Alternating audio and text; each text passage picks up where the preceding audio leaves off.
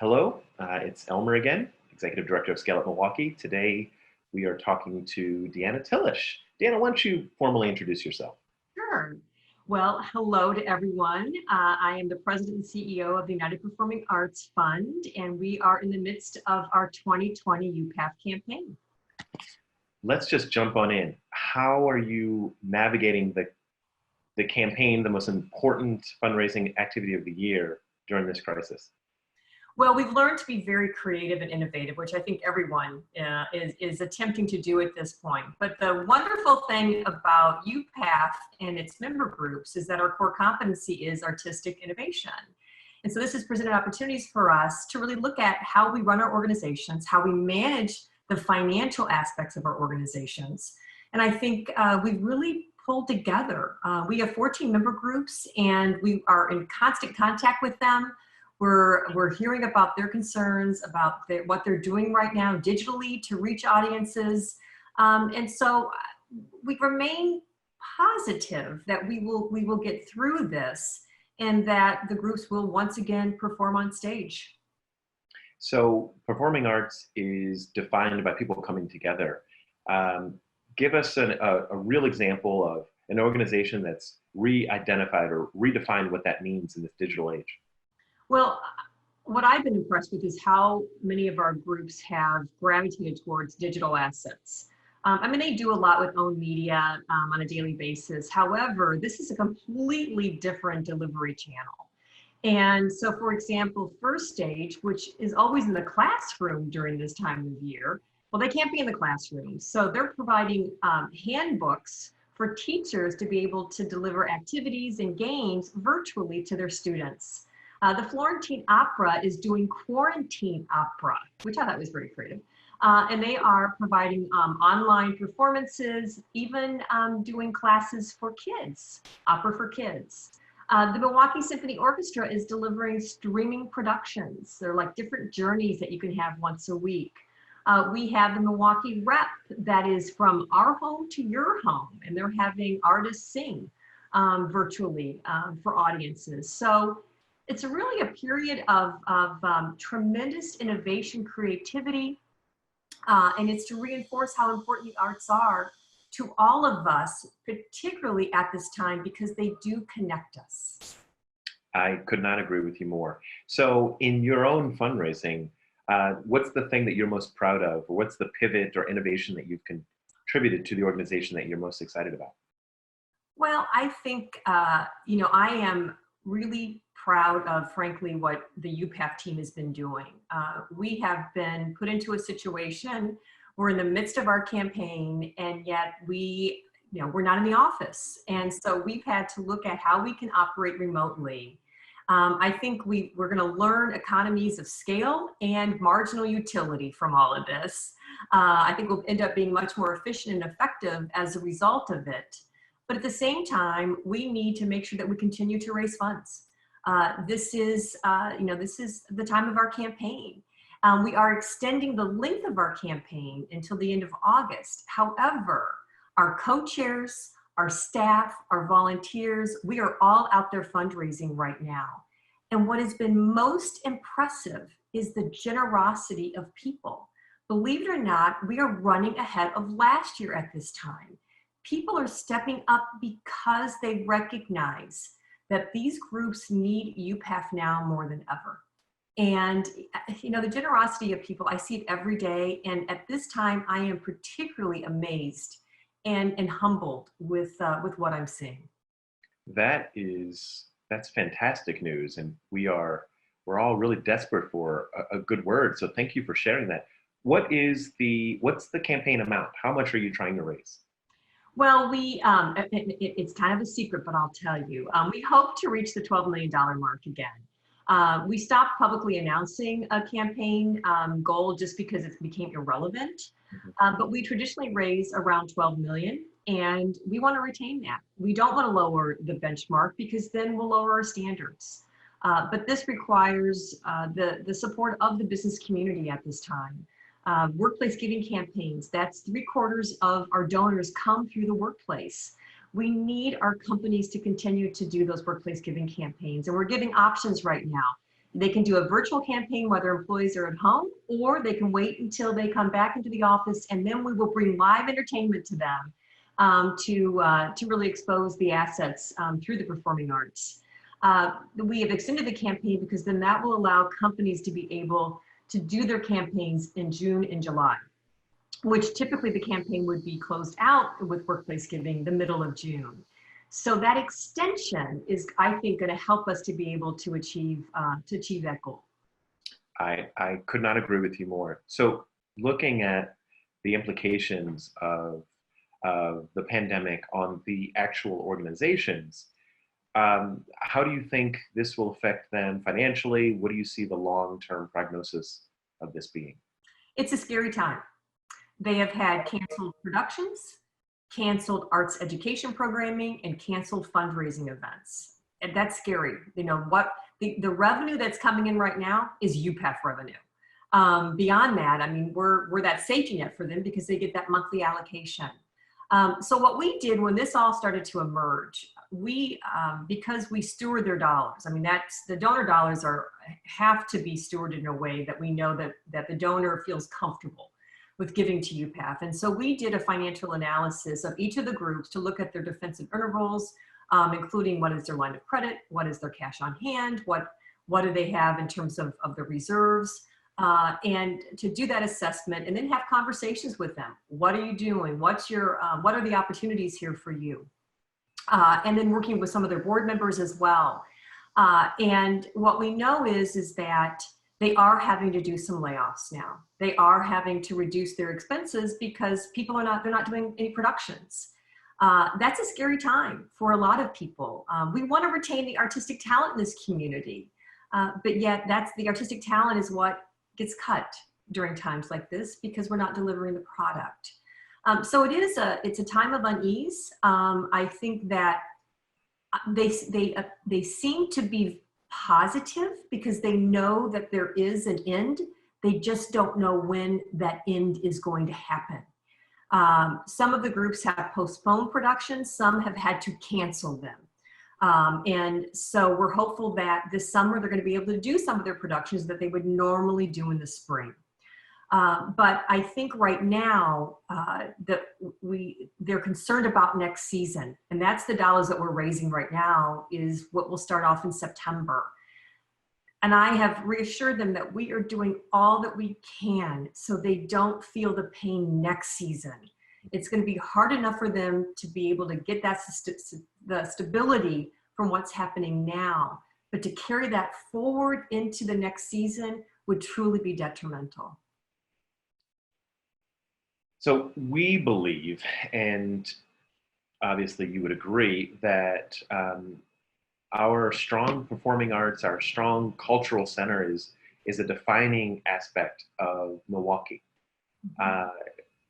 You've got a private audience with our entire GMC membership. What do you want them to know about how to support and how to help speed up the recovery from this? Well, I think first and foremost, is so many of our GMC members are strong advocates and donors to UPAF. And my message is to continue to do that.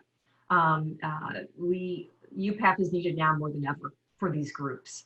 They want to continue to be able to perform on stage, but they also want to continue to provide arts education. That's essential also for our future generation. They want to continue to make the arts accessible to all facets of our community. We can't do that without funding. And so it's an immediate situation right now, but if we don't support UPAF, then we're gonna have problems moving into the future. And so if you host a workplace giving campaign, if you're a donor, if you're not a donor, please consider to support the UPAF campaign because we are their largest donor, and without us, they simply will not be able to sustain themselves. So you talked about providing access to the arts to all folks. You just launched Casey's Fund this year about providing support for an issue that was so close to your heart. It's named after your own daughter who has, I understand, some cognitive and physical disabilities. And your story is one where the arts have created a meaningful impact. Well, what else do we need to understand about in this moment of disconnection and social distancing? How we can really understand the full power of the arts to have impact on the lives of everyone, and B, what should we be doing to make sure that we're staying current, listening to the right things, watching the right things, and so on? Well, that's a great question. I think that, the arts do make us human. They enrich our lives like nothing else. And so we want to preserve them. At this time, I think it's a period of reflection for a lot of us, to really look at what is important, what matters, what aspects of our lives are critically essential. And certainly for my family, the arts are essential. And it's not just because I work at UPAF. It's because my daughter, Casey, my middle daughter, does have profound disabilities, and she embraces music. It stimulates her brain unlike anything else. And so in my community, being the special needs community, I see that time and time again. That accessibility is critically important. Having sensory-friendly productions, being able to provide arts programming for individuals who have disabilities, and that's physical disabilities, that's disabilities of any type, is critically important. And our groups have the resources to do that through UPAF, but we want to do more, and they want to do more for the disadvantaged community. That's why we started Casey's Fund. At this time, because we're all at home and enjoying one another, we're families together. Certainly look at the digital assets that we have from our groups, and actually UPAF is going to have Facebook Live performances from our member groups. So certainly, enjoy those assets, but at the same time, find out your own creativity. Do your own talent show. Come together and sing as a family. Watch musicals on television. Be able to just, I think, experience the arts in your own way. What do they mean to you as an individual, and what do they mean to you as a family? So, that's my words of wisdom for people is to bring everyone together, and don't forget those individuals out there that do have disabilities, because isolation is a huge obstacle. Give them a call, sing to them over the phone, or do a Skype or a Zoom. I think that what I see in my daughter is how much her brain is stimulated, how much happiness she has. And she truly, truly takes all my worries away when I hear her laughter, when she hears music. Let's spread that joy. So a little bit of a wild card question. What were you listening to this morning? What was I listening? Okay, so this morning, I was listening to the Stones. As in the Rolling Stones? Rolling Stones, yeah. I have a very eclectic array of musical interests, and I just started playing the piano 3 years ago for the first time, so you should see all the different sheet music that I have. But I was listening to the Stones this morning. Wow. Yeah. I'll be honest with you. That's not at all what I expected you to say. No, it covers the gamut, and that's what's great about the arts, is that there's so many dimensions to them, and you can embrace all aspects. I think tonight we're going to watch the Phantom of the Opera, so we go from one extreme to the other. I love that. And so in this, because this is a rare moment, and this conversation is privileged just to our GMC membership, I get to ask potentially more personal questions than usual. Okay. For instance, traditionally you don't work from home.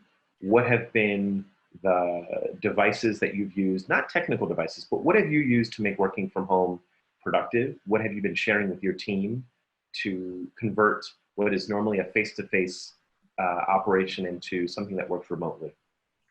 So yes, it has been an interesting journey. Being a high extrovert, working from home is a transition, definitely for me. But I have my family here, so they keep me going.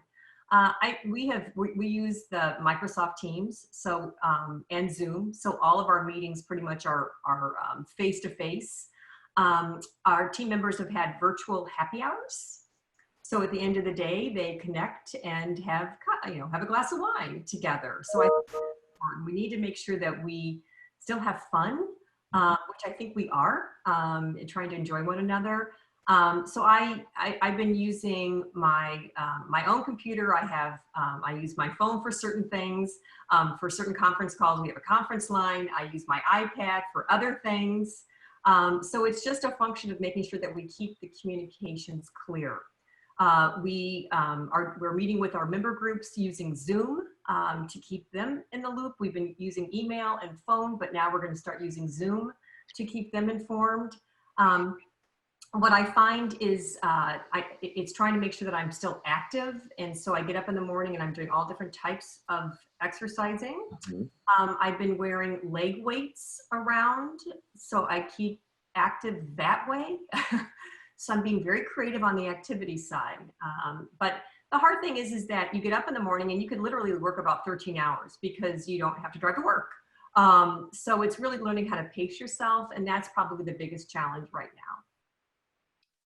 I'm fascinated by your leg weights, and I look forward to discussing that later. So as we wrap up, I'll just ask you, GMC and its members have a unique opportunity to take a lead position in the way that we respond to and recover from this. From your role as not just the head of UPAF, but as a leader in this community, what would you like to make sure that we are doing? That the GMC is doing? Yes. I think clearly the GMC has the credibility, the authority, and the position to first and foremost, I think, be positive about. I mean, there's a lot of negativity right now. There's a lot of fear and anxiety, but to also be a voice of reason, to be able to be encouraging to those around us. I think at the end of the day, this is a global pandemic. I think we will be much kinder as a society because of this. I think to look at the benefits that will come from this, we don't want to put that on the backs of people who are suffering, but we have to look at the positive, and we have to look at how it really is how we've become so disconnected as a society in many ways. I think this is truly going to bring people together to look at what truly matters to this community, what really needs to be addressed.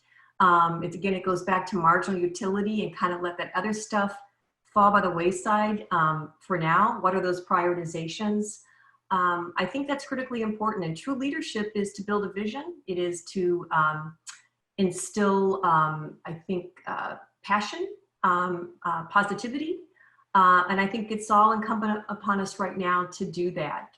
Justin Mortara is one of our co-chairs, and we had a meeting this morning, and he's always the voice of reason, and he really exemplifies leadership. And his perspective is very much, we have to look at what will be and what we will gain from this experience that will be to the betterment of Milwaukee.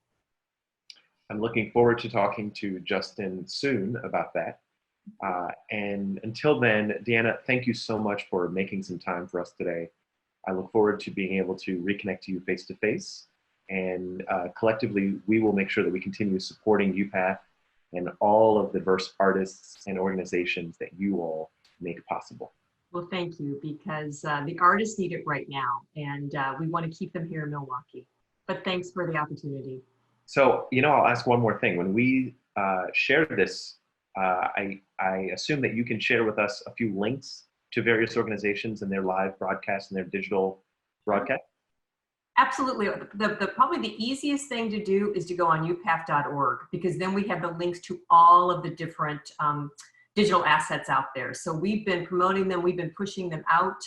We're actually putting them out into the workplace right now. So just go to our website. We have a brand new website that is also being converted into Spanish, and also is ADA accessible too. So go on the site, and you'll be able to find all the different experiences that you can have from your home.